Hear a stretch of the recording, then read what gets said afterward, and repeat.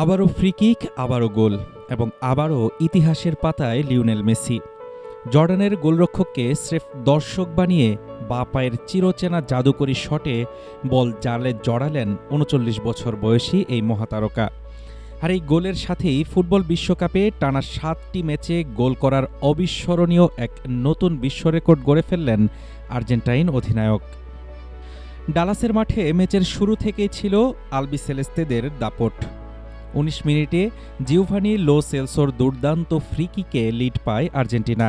এরপর পেনাল্টি থেকে ব্যবধান দ্বিগুণ করেন লাউতারো মার্টিনেজ। ২-০ ব্যবধানে এগিয়ে থেকেই প্রথমার্ধ শেষ করে লিওনেল স্কালোনির শিষ্যরা। দ্বিতীয়ার্ধের শুরুতেই ম্যাচের ৪৬ মিনিটে সাইড লাইনে লিওনেল মেসি ওয়ার্ম আপ শুরু করতেই উল্লাসে মাতে গ্যালারি।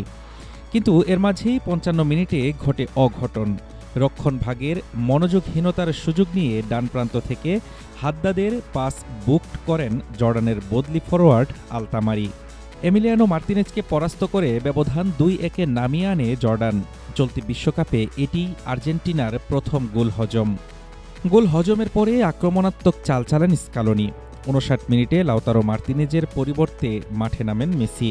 মেসি মাঠে নেমেই জর্ডানের ডিফেন্সের উপর ছড়ি ঘোরাতে থাকেন। ৭৯ মিনিটে দুই ডিফেন্ডারকে ড্রিবলিংয়ে পরাস্ত করে বক্সের ঠিক বাইরে ফাউলের শিকার হলে ফ্রি কিক পায় আর্জেন্টিনা। ম্যাচের ৮০ মিনিটে সেই ফ্রি কিক থেকেই লক্ষ্যভেদ করে আর্জেন্টিনার ৩-১ ব্যবধানের জয় নিশ্চিত করার পাশাপাশি ইতিহাস লেখেন এলএম10। এই জয়ে জর্ডানের ম্যাচে ফেরার সব আশাই শেষ হয়ে যায়।